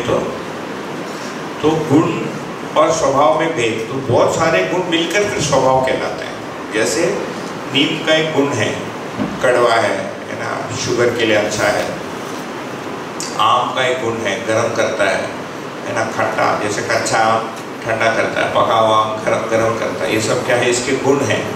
प्राणावस्था के अलग अलग प्रजाति जाति के गुण हैं, लेकिन इन सारे गुणों का प्रयोजन क्या है, अल्टीमेट पर्पस क्या है? वो है अन्य प्राणावस्था की इकाइयों के साथ संतुलन को बना के रखना। इसका नाम है सारक मारक। तो कई चीज़ों के लिए आम सारक हो सकता है, कई प्रजातियों के लिए मारक हो सकता है। ऐसे मनुष्य के शरीर के लिए एक सीमा तक आम सारक है, उसके बाद वो प्रॉब्लम क्रिएट करेगा। तो सारक मारक स्वभाव, तो स्वभाव क्या है, बहुत सारे गुणों का जो सम्मिलित जो स्वरूप है, जिसके द्वारा वो अपने ही अवस्था के अन्य इकाइयों के साथ पूरकता को निभाता है, ये उसका स्वभाव है। जैसे मानव, जागृत मानव का स्वभाव है धीरता, वीरता, उदारता, और भ्रमित मानव का स्वभाव है दीनता, हीनता और क्रूरता। तो एक दूसरे के साथ हम जो भी करेंगे उसमें फिर दीनता प्रधान, हीनता प्रधान, क्रूरता प्रधान होगा कि धीरता, वीरता, उदारता। ठीक है, तो हीनता का मतलब क्या है, विश्वासघात करना। तो विश्वासघात करना या अविश्वास करने की कितने वैरायटी है, बहुत सारे हो सकते हैं। आज ही हम लंच पे बात कर रहे थे कि पाम ऑयल मिक्सिंग अलाउड है कि नहीं तेल में, है ना, तो वो विश्वासघात है। एक आदमी मूंगफली का तेल खरीदता है, उसको लगता है मूंगफली का तेल है, फिर 50-70-20% उसमें पाम ऑयल, ये क्या होगा, विश्वासघात। कई प्रकार के विश्वासघात हो सकते हैं। विश्वासघात की वैरायटी बहुत सारी है, वो मिलके हीनता कहलाता है। ठीक है, तो उसको जब हम आचरण पर बात करेंगे तो हो सकता है और थोड़ा सा डिटेल में करें। हाँ जी, मराठीमधून ओ बोला। गेल्या 10-15 वर्षापासून मला वाटतं हे दर्शन मांडण्यात आलं आहे, किंवा जास्त पण असेल तर इतर दर्शनासोबत असं काही संवाद चालू आहे का, की म्हणजे गेल्या 10-15 वर्षापासून हे दर्शन आपण मांडलं आहे, तर इतर दर्शनासोबत काय असा संवाद चालू आहे की यामध्ये तुमचं दर्शनामध्ये हे चुकीचं होतं पण हे चांगलं आहे, पण आपण हे स्वीकारूया, जेणेकरून आपल्याला समोर सर्वांना असं करायला एक माहोल बनेल, वातावरण बनेल। आणि भैया हे जसं खालिस्तानमध्ये ऊर्जा आहे किंवा एखाद्या विशिष्ट छोट्या जीवामध्ये आत्मा नाही आहे, तर हे जे ज्ञान आहे इथपर्यंत काही सायन्स आता थोडं बहुत पोहोचतं आहे का? कुठल्या गोष्टीमध्ये सायन्स थोडंफार पोहोचलं आहे किंवा त्या बाजूला जातं आहे? अशा कोणकोणत्या गोष्टी आहे की या ज्ञानासोबत सायन्स ॲग्री करते थोडंफार का होईना, आणि इतर दर्शनवाल्यांसोबत काही संवाद करण्याचा प्रयत्न आहे का? सध्या तर सिस्टमॅटिकली आपण काही तसं सुरू नाही केलं आहे इतर दर्शनाच्या। इतर दर्शनामध्ये पण बघा, सबको मराठी आती है? आती, 1-2 लोगों को छोड़ के, दीदी को नहीं, नागपुर के लोगों को नहीं, 2-3 लोग। नागपुर सेंट्रल इंडिया दोनों सुविधाएं, हिंदी भी चलाओ, मराठी भी चलाओ और सहअस्तित्व बना के रखो। ठीक है, बोलने के लिए मैं हिंदी में बोलता हूँ। अन्य दर्शन भी देखिए भाई साहब, भारत में 6 ऐसा मोटा दर्शन मानते हैं, बट मुझे लगता है 3 ही है। न्याय वैशेषिक मिलकर एक दर्शन बोलते हैं, सांख्य योग मिलकर एक दर्शन है ना, सांख्य दर्शन, और वेदांत दर्शन है, उत्तर और पूर्व मीमांस, है ना। बट सबसे बड़ा जिसको दर्शन के रूप में मानेंगे वो वेदांत ही है। तो पूरे भारतीय दर्शन मिलकर लोग फिर एक ही मानते हैं, जो वैदिक दर्शन बोलेंगे, क्योंकि स्कॉलर्स उसको 6 दर्शन बोलते हैं, लेकिन है तो 2-2 के पैर में 3। जैसे योग दर्शन है तो 195 वर्सेस है, 195 स्टैंजा है उसमें, और सांख्य दर्शन, सांख्य सूत्र तो मिलता नहीं, हो गया वो एक सांख्य कारिका बोल के छोटी सी पुस्तिका है, उसी को सांख्य दर्शन मानते हैं। तो पूरा मिलके वैदिक दर्शन को एक मानना पड़ेगा, है ना। दूसरा है बौद्ध धर्म, तीसरा है जैन धर्म। ये बड़े 3 धर्म भारतवर्ष से जो निष्पत्ति हुए हैं, जिनके पास एक पूरा अस्तित्व का एक चित्र है ना। आत्मा, जीव, जीवन या मन को लेकर कोई एक अवधारणा है, है ना, और आचरण को लेकर एक अवधारणा है, उसको अलग अलग विधि से ये बोलते होंगे। इनके साथ सिस्टमैटिक विधि से तो कोई तुलनात्मक अध्ययन शुरू नहीं किया है, टुकड़े टुकड़े में हम लोग किए हैं, है ना, खुद में। जैसे मैं अपने इंटरेस्ट के लिए बौद्ध धर्म में क्या लिखा है ना, मध्य दर्शन में क्या है, इसको मोटा मोटी किए हैं, बहुत डिटेल में नहीं किया, आगे जाके करना पड़ेगा, संख्या बल अभी हमारे पास उतना नहीं है। एक तो ये है, उसके लिए ऊर्जा भी ज़्यादा लगता है, क्योंकि उसमें बातचीत होना, एक वो बातचीत कब बहस में बदल जाएगी, फिर बहस कब नाराज़गी में चले जाएगा, और नाराज़गी फिर पता चला उससे ऊपर भी यदि चले गया तो अच्छा नहीं। क्योंकि लोग अपने अपने धर्म से या दर्शन से 7 जन्म तक शादी करके बैठे रहते हैं, विवाह, ये 7 जन्म का रिश्ता है, तोड़ेंगे नहीं, है ना। तो जो जिस धर्म को मानता है उसके प्रति बहुत इमोशनल भी रहता है और कट्टर भी रहता है, तो उसमें चर्चा करना थोड़ा सा समय लगता है। तो एक तो इसका उत्तर तो ये है। दूसरा जो आप बोले कि साइंस यहाँ तक पहुँचा है, साइंस का मतलब क्या है? साइंस अलग से कोई वस्तु नहीं है ना, एक आदमी है, लोग हैं जो साइंटिफिक मेथड को प्रयोग करते हैं वास्तविकता को समझने के लिए। साइंस का मतलब साइंटिफिक मेथड के प्रयोग से जो सिद्ध नियम है उसको साइंस बोलते हैं, जो मान्य नियम है। और कई बार ये भी हम देखते हैं कि नियम कुछ वर्षों तक मान्य रहता है, उसके बाद उसकी नई कोई एक नियम आती है, फिर पुराने नियम को छोड़ना पड़ता है। तो साइंटिफिक मेथड में हम यदि देखेंगे तो भौतिक रासायनिक वस्तुओं का अध्ययन हो सकता है ना। जैसे अभी साइंस में ये आया है कि भाई कॉन्शियसनेस मेंढक में नहीं, तो कॉन्शियसनेस को समझने के लिए कोई मापदंड बनाना पड़ेगा कि जीव नहीं है उसमें, या जीवात्मा नहीं है, कोई भी हम ट्रेडिशनल शब्द को उपयोग करेंगे। तो साइंस की लिमिटेशन है कि वो साइंटिस्ट को नहीं बता पाता है। साइंटिस्ट को अपने पत्नी से नाराजगी क्यों होती है, ये साइंस खुद साइंटिस्ट को नहीं बता पाता है ना। जैसे ये ऑब्जर्वेशन है और मैं ऑब्जर्वर हूँ, मैं देखने वाला हूँ, जबकि जो दार्शनिक परंपराएं हैं वो ऑब्जर्वर, देखने वाले को समझने का प्रयत्न करते हैं। तो अभी तक इस धरती के इतिहास में 2 बड़े देखने की विधियां, वास्तविकता को देखने की विधियां विकसित हुई है। एक है कि एक आदमी अपने आप को समझता है, इसके भी कुछ भी उत्तर निकलते लोगों के, ज्ञानेश्वर को खुद दिखा, शंकराचार्य को लिखा, व्यास को लिखा, बादरायण को खुद दिखा। एक ये विधि जिसको अंतर्मुखी विधि बोलेंगे, और जो साइंटिफिक मेथड है जिससे एक्सटर्नल रियलिटी को समझने का प्रयत्न करते हैं, जिसको बहिर्मुखी विधि बोलते हैं।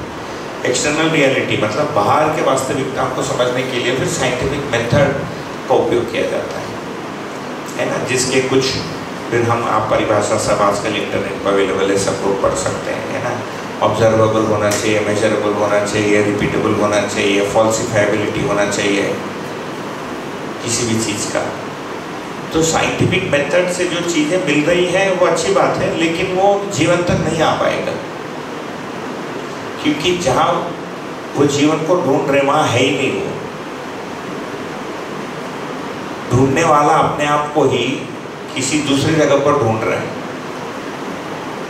फिर बोलो साइंस में क्या हो रहा है? साइंटिस्ट अपने आप को ढूंढ रहा है ना, कि कॉन्शियसनेस क्या है, मतलब साइंटिस्ट अपने आप को ही ढूंढ रहा है ना। वो अपने आप को दूसरे किसी के मुंडी के अंदर जाके ढूंढ रहा है, इसलिए नहीं मिलेगा। तो जीवन और चेतना और इन चीज़ों को समझने के लिए साइंटिफिक मेथड कभी भी नहीं पहुंच पाएगा वहाँ तक, उसकी सीमा वहीं तक है। अभी कॉन्शियसनेस को समझने के लिए उसके प्रभावों को पढ़ते हैं, इलेक्ट्रोड्स वगैरह डाल के सोचने से हमने ये प्रभाव मिला कॉन्शियसनेस पे, कि परिभाषित ही नहीं है कॉन्शियसनेस अभी। जो शुद्ध भौतिकवादी साइंटिस्ट हैं वो कॉन्शियसनेस को अलग मानते ही नहीं। फिर कुछ बॉर्डर वाले साइंटिस्ट हैं जो मानते हैं कि कुछ तो है। फिर कुछ इस तरफ के लोग हैं जो मानते हैं कि आत्मा होता है, लेकिन उसको परिभाषित नहीं करना होता। ऐसे अपने देश में आत्मा का चर्चा कब से चल रहा है? आत्मा वस्तु के रूप में क्या है पूछे नहीं पता चलता है। अलग अलग है, किसी ने छोटा परमाणु बोला, किसी ने ये बोला, किसी ने ब्रह्म का अंश बोला, स्थिर नहीं हो पाता उसका परिभाषा। तो वैसे साइंटिफिक कम्युनिटी के जो भी प्रतिनिधि हैं उनको भी लेकर कभी चर्चा करनी चाहिए, आगे होगा। ठीक है ना। जब तक क्या भैया आस्था विधि से सिर्फ ये मान लेना है हमको? किसको? ये जो ज्ञान है कि इसमें आत्मा होता है, आप देखिए आस्था विधि से मान सकते हैं, कोई फर्क नहीं पड़ेगा। पहले से कुछ आस्था था, एक नया आस्था बन जाएगा। फाइनली कोई कुछ जानता नहीं। जो बड़ा वर्ग मानता है उसको हम मान लेते हैं और हम उसको जानना मान लेते हैं। जो सभी लोग मानते हैं उसको मानने से मैं मान लेता हूँ कि मैं भी जानता हूँ, है ना। फाइनली जानसा कोई नहीं रहता है। तो आस्था विधि से मानना, देखिए कुछ चीज़ों को मानना तो अच्छा ही है, जैसे स्वधन स्वनारी स्वपुरुष दैवपूर्ण व्यवहार। ये यदि मैं बोलूँ कि मान लो इसमें दर्शन भी नहीं है, लेकिन आप इसको फॉलो करेंगे तो व्यवहार का एक टोटका है, इसको आप फॉलो करेंगे तो आप प्रॉब्लम से दूर रहोगे। आप बर्धन परनारी पर पुरुष पर पीड़ा करेंगे, कोई पकड़ के धोएगा, मार खाएंगे। यही होता है, जो बर्धन परनारी पर पीड़ा करता है वो पिटता है ना, यह पिटने से बचता है। ठीक है। तो व्यवहार के जो मुद्दे हैं इसको तो आप सीधे भी स्वीकार लेंगे तो कोई तकलीफ नहीं है, क्योंकि ये आपको अपने बेनिफिट के लिए दिखेगा। कोई अच्छा ही बात है ना यार, चोरी नहीं करना, तो क्या हो गया, साइंटिफिक प्रूफ नहीं है तो इट इज़ प्रैक्टिकल।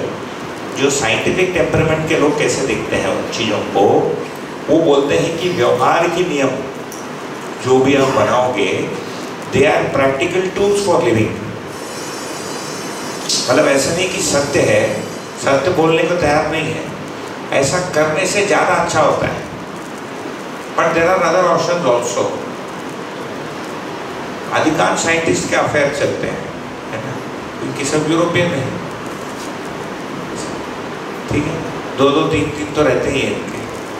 भारतीय साइंटिस्ट को अलाउड नहीं है, उसका वो पद्मश्री वापस ले लेंगे, यहाँ का कल। ठीक है, साइंटिस्ट चोरी करते हुए पकड़ा जाता है। अभी स्टैनफोर्ड का मेडिकल स्कूल का डायरेक्टर प्लेजरिज्म में पकड़ा गया, स्टैनफोर्ड यूनिवर्सिटी का, कैलिफोर्निया में है। पकड़ा गया मतलब उनके किन्हीं पेपर्स में फॉल्स क्लेम्स या डॉक्टरेट क्लेम्स थे। तो इससे क्या समझ में आता है कि एथिक्स, जिसको नैतिकता बोलते हैं, ये साइंस से बड़ा है कि साइंस से छोटा है? साइंस से बड़ा है, क्योंकि जज साइंटिस्ट को अंदर कर सकता है। साइंटिस्ट बोलेगा इसका कोई साइंटिफिक प्रूफ नहीं है, जज बोलता है उसने देखा तो चोरी कर रहा था, जान कर अभी। तो साइंस केवल भौतिक रासायनिक वस्तु तक ही है, साइंटिफिक प्रूफ केवल भौतिक रासायनिक वस्तु तक ही है ना। तो जो आचरण वाला पार्ट है, यदि आपको सीधा स्वीकार होता है और जीने में यदि इसकी पूरकता सिद्ध होती है, इसको आप स्वीकार सकते हैं। जो अस्तित्व दर्शन और जीवन संबंधित जो बातें हैं, इसको आप जांचते रह सकते हैं। किसी दिन हो सकता है कि आपको स्वीकार हो जाए। जैसे जीवन क्रियाओं को लेकर, एक्चुअली जो ऐसे आप परिचय सेवन किए, और एक जैसे जीवन और शरीर में भेद है, इसको लेकर कुछ छोटे छोटे एक्सरसाइजेज भी कर सकते हैं, थोड़ा सा उसका ग्लिम्स या भास मिलने के लिए, है ना। तो इसको मानने में कोई तकलीफ नहीं है।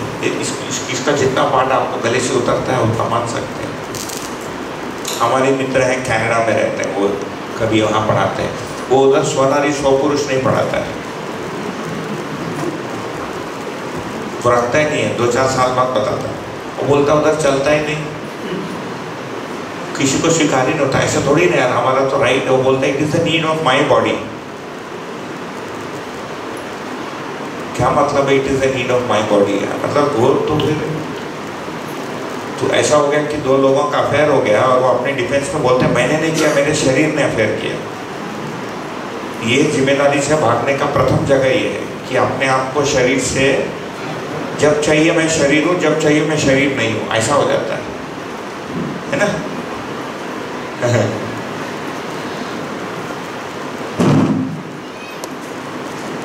भैया साइंस में सबसे जो मिसिंग ये है, कॉन्शियसनेस साइंस को नहीं समझ में आया। तो scientist is not understood using science. मूल प्रॉब्लम इतना ही है। नहीं भैया वो तो ठीक है, लेकिन कम से कम खाली स्थान का ऊर्जा निकाल के जनरेटर जैसा यूज किया जाए। खाली स्थान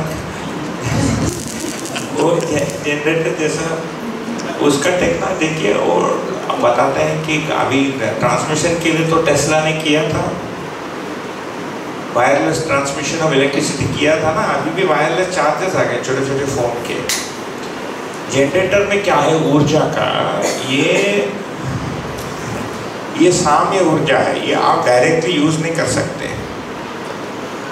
साम्य ऊर्जा का मतलब परमाणु इसमें रहने से, परमाणु अंश इसमें रहने से ऊर्जित है ना। ये परमाणु से हम ऊर्जा को उपयोग कर सकते हैं, उसका नाम है सापेक्ष ऊर्जा। सापेक्ष ऊर्जा 3 टाइप का रहता है।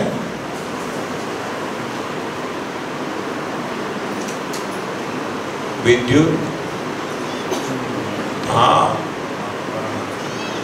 और ध्वनि, sound, electricity and heat. So these 3 energies are found in the atom or atom onwards. ह्याला आपण वापरू शकतो। ह्याला जेव्हा आपण यूज मध्ये टाकतो ना, तर आपल्याला कार्य ऊर्जा भेटते, एनर्जी अवेलेबल फॉर वर्क। हा जो एनर्जी आहे it is not directly available for work, ह्याच्या वाया त्याला वापरायला लागतो। तो ये जब हम डायरेक्टली परमाणु की एनर्जी को यूज करने जाते हैं, उसी का नाम है न्यूक्लियर एनर्जी। उसमें भी फिशन तक पहुंचे हैं, लेकिन उसको मैनेज करना बहुत मुश्किल हो रहा है। फ्यूजन पर अभी चल रहा है, लेकिन सफल नहीं हुआ। फिशन तक तो आए हैं, इंडिया में है फिशन रिएक्टर्स है ना, तारापुर में है एटॉमिक स्टेशन, महाराष्ट्र में है, कुंडनकुलम में है तमिलनाडु में, फ्रेंच कोलैबोरेशन से वर्क है। तो बाकी एनर्जी देखिए, विद्युत को पैदा करने के लिए वही सब पानी लगता है, टर्बाइन लगता है। नहीं तो अभी थर्मल पावर है, चंद्रपुर का जो कोयला है उसको जला के थर्मल पावर स्टेशन कैसे चलता है पता है किसी को? बता सकते हैं सबको। आई एम अज्यूमिंग कि वो भी पानी को गर्म करके टर्बाइन चला के ही करेगा, नहीं तो वो भी क्या करेगा? एक है स्टीम से, फाइनली स्टीम ही लगेगा आपको। तो कितना भी एनर्जी के लिए हमको, तो ये जो फंडामेंटल ई, ये सीधा काम नहीं आता है ना। या इसको यदि हम फंडामेंटल एनर्जी नाम दे दें, और ये ई है, एनर्जी इन इक्विलिब्रियम। ये कम ज़्यादा होता नहीं, ये इन्फिनाइट रिजर्वायर है, कोई संख्या नहीं है, व्यापक वस्तु इन्फिनाइट है। उसमें परमाणु में जो फंडामेंटल एनर्जी है उसको यूज़ कर सकते हैं। न्यूक्लियर उसमें वो भी बहुत ही, लेकिन उससे गाड़ी नहीं चला सकते ना। You can not have a nuclear powered scooter, उतने में कंटेंट नहीं होता है। तो फाइनली स्कूटर चलाने के लिए देखिए आपको ताप का प्रयोग करना पड़ रहा है। पेट्रोल को जला के उसका ताप बना के, उसके ताप से पिस्टन को चला के उससे गाड़ी चल रही है। इसलिए डायरेक्ट उपयोग उसका संभव नहीं है।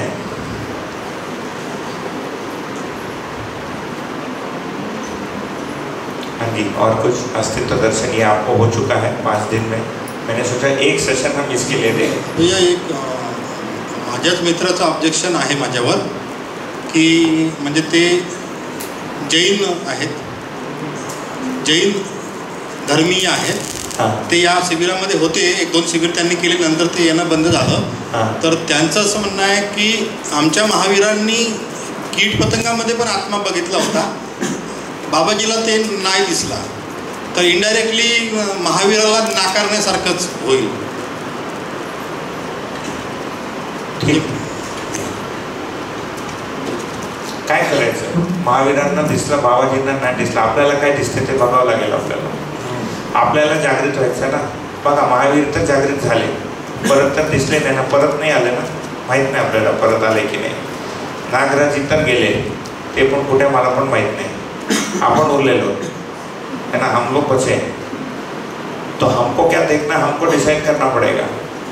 तो उसके लिए क्या तर्क संगत है और क्या समग्र है, वही मैं कह रहा हूँ कि हमारी धार्मिक मान्यता को थोड़ी देर साइड में रख के सीधा हमको देखना पड़ेगा। कीट पतंग में भी जीवन है ना, इसीलिए फिर बात तो ठीक है, उसको सोच के देखना पड़ेगा कि जीव क्या है। वो जीवन नहीं बोलते, जीव बोलते हैं, हर चीज में जीव है। इसीलिए वो पट्टी बांध कर सांस नहीं लेते हैं ना, उनके वो जो गुरु फिर झाड़ू मारते हैं। कुछ तो मारता होगा ना यार झाड़ू मारते समय, नहीं ये झाड़ू मारे तो क्या लगता है, कुछ मरेगा नहीं? मुझे तो लगता मरेगा कुछ, तो इतना छोटा रहता है। और बाकी जब हम सांस लेते हैं वो सफेद कपड़े में आके कुछ तो चपकेगा ना, तो फिर वो भी वो कपड़े पर ही मरता होगा। लॉजिकली ऐसा लगता है।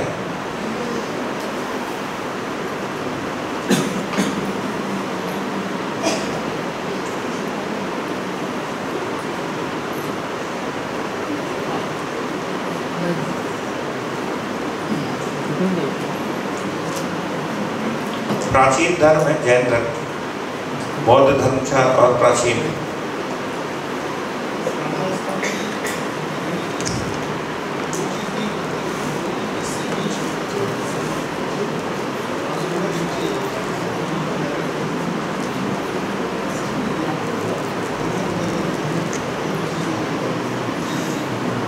बहुबीज नहीं खाते और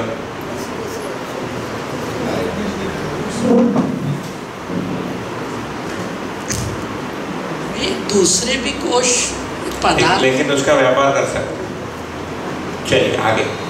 पदार्थ और कोश में क्या फर्क रहेगा? जो चार अवस्था और कोश पिछली बार और भी कोश है कुछ नहीं, ये कोश प्राण कोशा है। आप कोश जो बोल रहे हैं वो कोश की बात हुई थी इधर? नहीं हुई थी। वो ग्रंथ को जब पढ़ेंगे तब ले लेते हैं आप। वो माने एबिलिटी के रूप में है वो, है ना। प्राण में कोश, अन्न में कोश, मनो में कोश, आनंद में कोश और विज्ञान में कोश, 5 कोश। ये वो नहीं है। ना, ये प्राण कोशा है, कोशिका, सेल, कोशिका। वो जो कोश है वो जब आप ग्रंथों को पढ़ेंगे उसमें आएगा, और उसका बहुत सिंपल एक्सप्लेनेशन है, बहुत कठिन नहीं है। लेकिन कुल मिलाकर वही है जो मैं पहले भी कहा। तो भाई साहब कह रहे थे कि जैन धर्म के कुछ मित्र थे, आना बंद कर दिए। बौद्ध धर्म में मानते हैं जीवन ही नहीं होता है, देयर इज नो सेल्फ। बौद्ध धर्म को मानने वाले कोई है नहीं है ना। वैदिक धर्म में आत्मा को थोड़ा चेतना की बात किसमें? No self.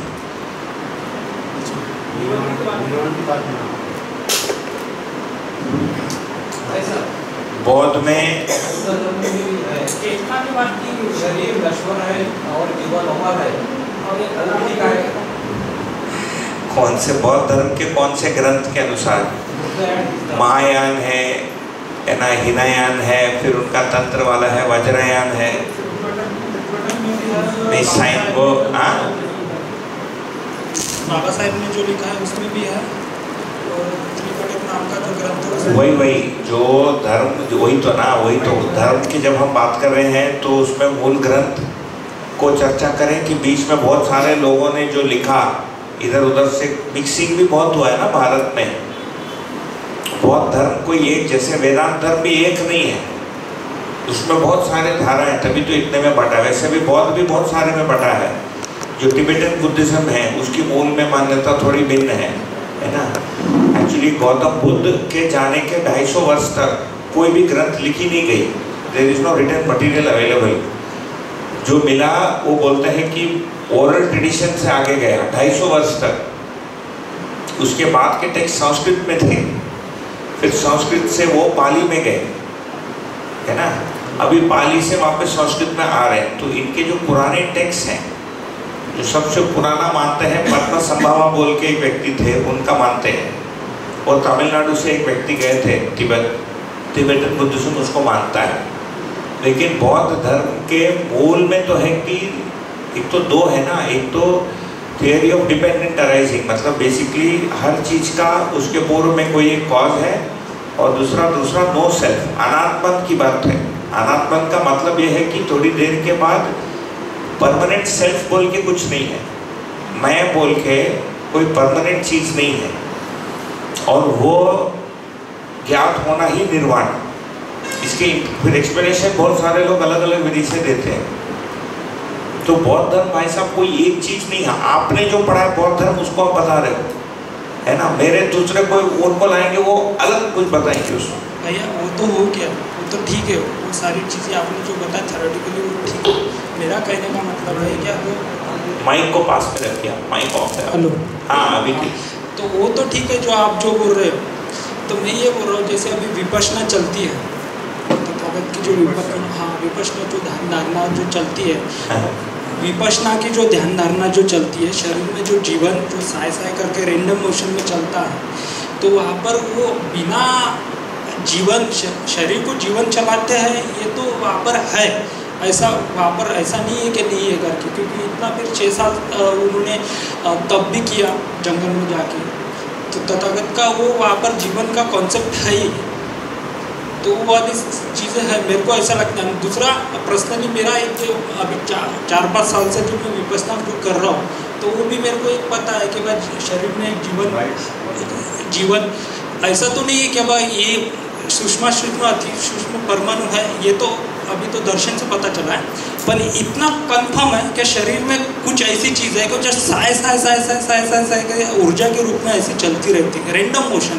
वही वो जो विपश्यना में आप बोल रहे हैं, है ना, विपश्यना विगतेति पश्यति इति विपश्यना। ठीक, विपश्यना में फाइनली देखिए बुद्ध महाराज ने जो उदाहरण दिया कि जैसे एक दिया जलता है तो पहले उसका तेल खत्म होता है, फिर उसकी बत्ती जलती है, फिर लास्ट में बत्ती भी समाप्त हो जाती है। इसका नाम है निर्वाण, समाप्त हो जाना। मूल में ये है एक विपश्यना, उस सत्य को पाने का एक मेथड है, एक टेक्निक है ना। मैं स्वयं ने किया हूँ, लेकिन हमारे साथ तो क्या बोले, कुछ बोले, हाँ इसलिए प्रॉब्लम हो रहा है। ठीक है ना, ठीक है, मान लिया मैंने किया है। तो शरीर में जो आपको साइंस दिख रहा है ना, सेंसेशन होता है वही वो सेंसेशन। यहाँ जो जीवन बता रहे वो जीवन नहीं है। आप जिसको जीवन बता रहे हैं वो अलाइवनेस, जीवित रहने को आप इंगित कर रहे हैं। शरीर में जो प्राण है, जो प्राण तत्व है, जिसको आप एनर्जी शब्द से बताए, है ना, उसको आप बता रहे हैं। यहाँ पर जीवन का मतलब इच्छा विचार आशा, कम से कम। जैसे आप में ये इच्छा हुई मुझे बताने के लिए कि विपश्यना में भी ऐसा है, वो जीवन ही बोल रहा है।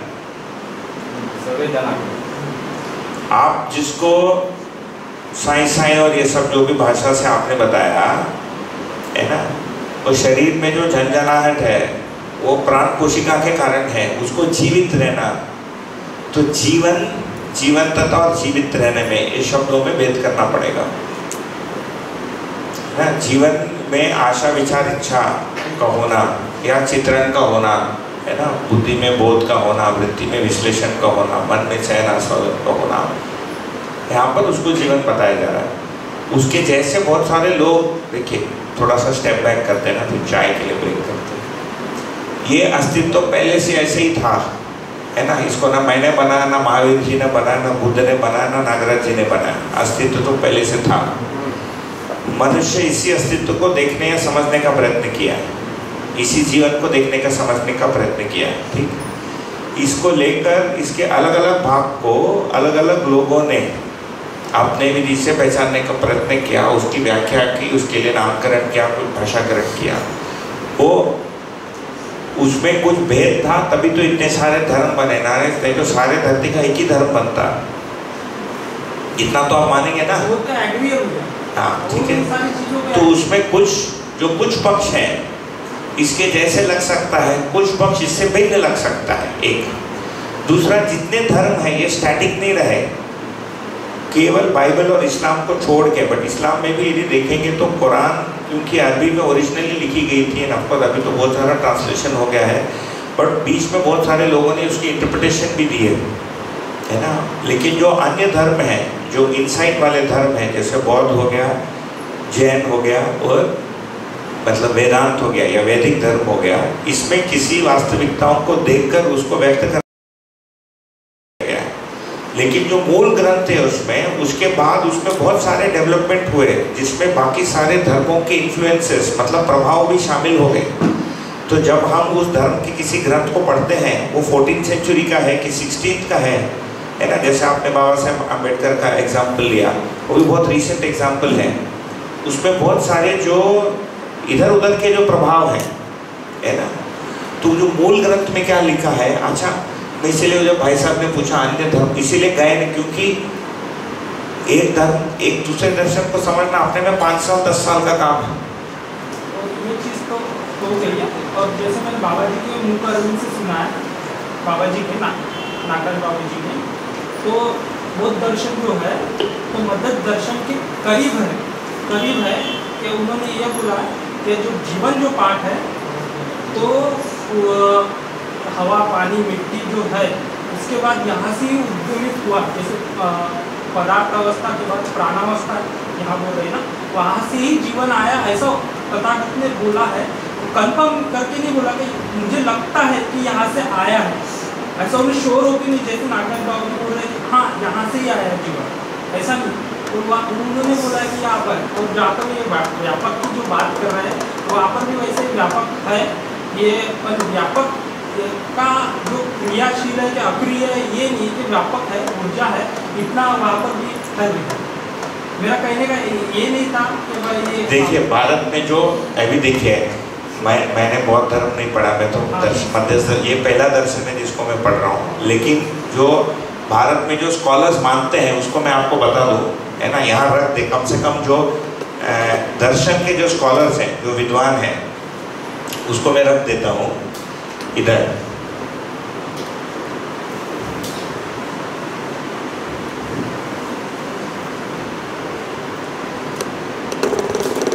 भारत में 3 नास्तिक दर्शन माना है,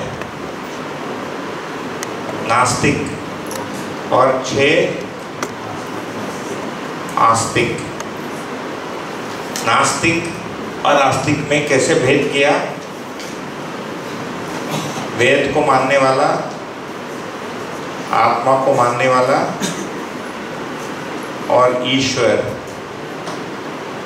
या ब्रह्म को मानने वाला। ईश्वर और ब्रह्म को इंटरचेंजेबली यूज किया है ना। कई जगह ईश्वर बोला है, कई जगह नहीं बोला है।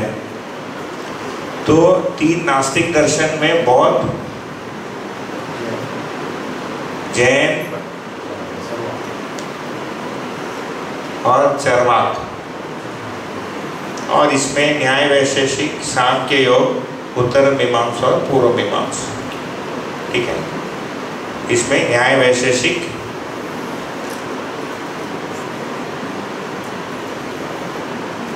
सांख्य योग, है ना, पूर्व और उत्तर मीमांसा। तो इसी का इसके लास्ट पार्ट, इनमें से एक को वेदांत कह रहे हैं। फिर ये वेदांत फिर 3 में बट रहा है, अद्वैत, विशिष्टाद्वैत, द्वैताद्वैत, अचिंत्य भेद भेद, और ये मतलब कोई भी दूसरे से तालमेल नहीं खा रहा है। जैसे सांख्य दर्शन में ईश्वर की चर्चा नहीं है, पुरुष की चर्चा है, आत्मा की चर्चा नहीं है। बात के लोग बोलते हैं कि सांख्य का पुरुष आत्मा ही है। ठीक है, पूर्व मीमांसा में ईश्वर को नहीं मानता है, लेकिन कर्मकांड को मानता है। बोलता है कि कर्मकांड से तुमको ज्ञान होगा, लेकिन ईश्वर नहीं है। पूर्व मीमांसा में लिखा है। ठीक है, उत्तर मीमांसा में ईश्वर को माना है, मतलब वेदांत दर्शन में माना है। वेदांत दर्शन बेसिकली है ब्रह्म सूत्र, जो 500 ऋचाओं में लिखा है। उसमें भी आचार्य शंकर जो है अद्वैत मोक्ष, इसमें साकार ब्रह्म को नहीं माना, देवी देवताओं को नहीं लिखा है। उसके बाद रामानुजा ने माना, माधवा ने माना। तो ये पूरा ना एक चीज नहीं बोल रहे, ठीक है। देखिए मैं भी बोलना चाहता हूँ कि मेरे घर वाले भी पहले से यही बोलते थे, बट हम यदि उसको तर्कसंगत यदि ऑब्जेक्टिवली यदि देखेंगे ना तो निकलता एक चीज नहीं है।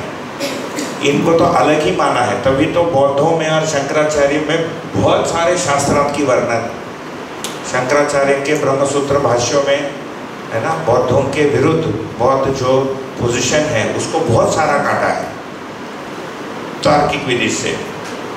बौद्धों में भी देखिए महायान, फिर हीनायान, ये दोनों में ही मानते, लेकिन एक को वज्रायान मानते हैं। फिर ये इनमें से ही एक को थेरावादान भी बोलते हैं। अब मैं भूल गया कौन सा वाला है ना, पुराने वाले को थेरावादान बोलते हैं। महायान का मतलब सभी को लेकर चलेंगे। महायानों ने इनका नाम दिए हीनायान। हीनायान अपने आप को थेरावादान बोलते हैं कि हम पुराने वाले हैं, हम नए। तो कोई भी दर्शन जब ग्रो नहीं करता है तो वो स्प्लिट हो जाता है। फिर इसके अलग अलग, तो आप जो विपश्यना वाला जो बताते हैं, जहाँ तक मेरी जानकारी है या ध्यान है, वो थेरावादान ट्रेडिशन का है, बर्मा का, मतलब वे ऑफ प्रैक्टिस, राइट। तो जैन में भी अब पता ही है ना, दिगंबर, श्वेतांबर, फिर क्या है, थानकवासी, मंदिर मार्गी, ये उसी धर्म में एक दूसरे को मानते नहीं है ना। तो ये एक, तो इसमें कौन सा किसको सिमिलर है ये हम पता करने कर सकते हैं, बट चाय कॉफी में मतलब कभी हल्के चर्चा कर सकते हैं, उससे सीरियसली कुछ निकलेगा नहीं, क्योंकि फाइनली वो एक साबूदाना खिचड़ी है। अलग करना ना, साबूदाना खिचड़ी देखें, साबूदाना चपक जाता है, अलग भी लगता है, साथ में भी चिपका है ना, उसमें नमक भी है, मीठा भी है। तो बोलने के लिए उसको साबूदाना बोल दो, बोलने के लिए अलग बोल दो, बोलने के लिए चिपका है बोल दो, ऐसा है ना, सब है उसमें।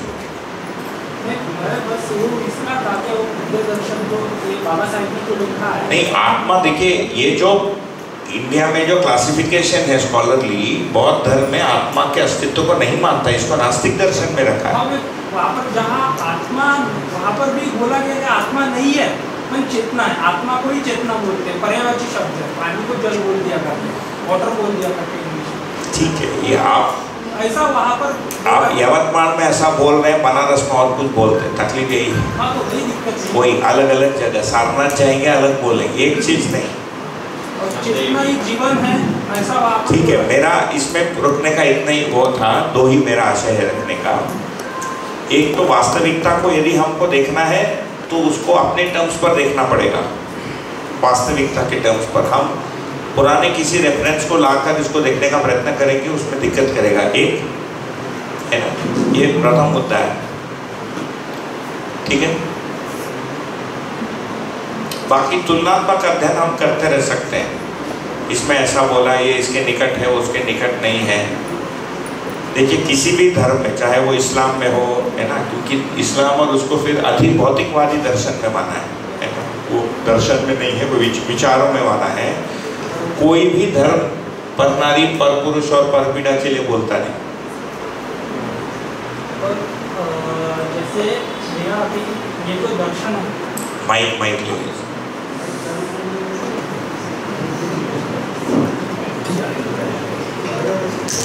ये जो अभी मध्य दर्शन की बात चल रही है, तो यहाँ पर जो सूचनाओं से जो आ रहा है,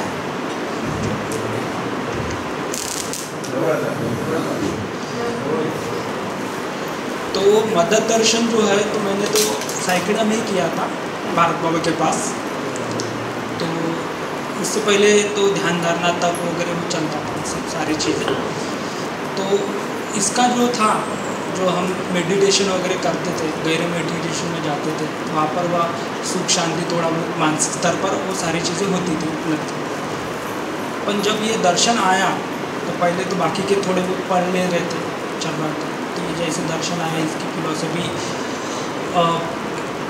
सुन रहे थे। तो यहाँ पर एक पचचक्र करके एक कॉन्सेप्ट आता है इस दर्शन में। तो पच्चक्र में जब हम देखते हैं कि भाई जीवन कैसे क्या होता है, उद्गमित होता है, तो वहाँ पर मालूम करते जो आप मेडिटेशन इतनी गहराई में जाके जो कर रहे थे पहले, तो सीधा आपको बाहर फेंक देता है। बाहर का मतलब अब वो थ्योरेटिकल मैं बोलूँगा, यहाँ पर जो लोग करके होंगे या कुछ करके होंगे तो ही उनको पता चलेगा। तो वहाँ पर जो इसकी ही जानकारी से, जैसे वो चित्रण जो बोलते हैं ना, चित्रण हो रहा है उधर आगे जा रही है, समाधान की ओर चीज़ें जा रही है, तो अलग ही इससे खुशी एक बढ़ जाती है व्यक्ति की, उससे भी ज़्यादा बाहर फेंक देती है। वो सारी चीज़ें फिर स्टॉप हो जाती है, मेडिटेशन की वो सारी चीज़ें रुक जाती है। वह हो गया, आप जो था पहले था, एक समय था वो सारी चीज़ों का ध्यान परंपरा या जो तब का था, एक बोलबाला था, वो का अपना भी एक समय आ गया है कि अभी इसका अध्ययन करना है। तो ये तो अभी तो बना है कि भाई ये मानव जाति को तारने वाली चीज़ है, इतना तो पक्का हो गया कि मुझ में तो भी ये पक्का हो गया कि ये मानव जाति को एक इंसानियत को लाएगा करके, ये दर्शन तो पक्का हो गया कि ये लाएंगे करके, ये बोल सकता हूँ भैया।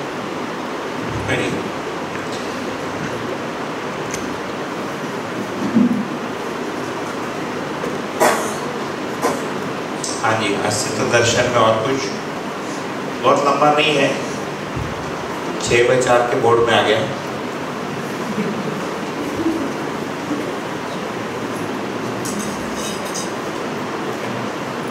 इसमें जो और भर सकते हैं तो प्रत्येक इकाई का, प्रत्येक अवस्था का रूप गुण स्वभाव धर्म, उसका टेबल नीचे लग सकते हैं, बस उसमें अनुषंगीयता और उसका मिलाकर एक टेबल। उसका मैंने कहा जो लिंक आपको दिया उसमें परिचय शिविर नोट से उसके अंत में कहीं तो बना है टेबल।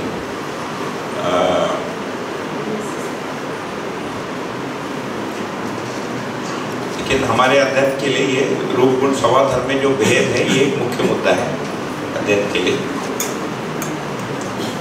तो यदि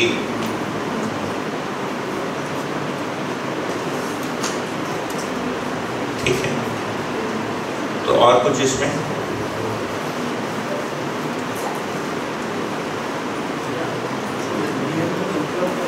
हाँ, नियंत्रण मतलब हाँ हाँ, उसके बेसिकली व्यापक वस्तु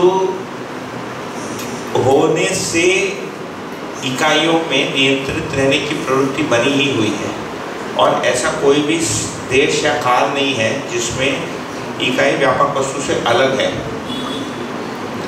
तो यदि हम ये पूछें कि प्रत्येक इकाई में नियम पूर्वक रहना, नियंत्रण पूर्वक रहना, संतुलन पूर्वक रहने की जो मूल प्रवृत्ति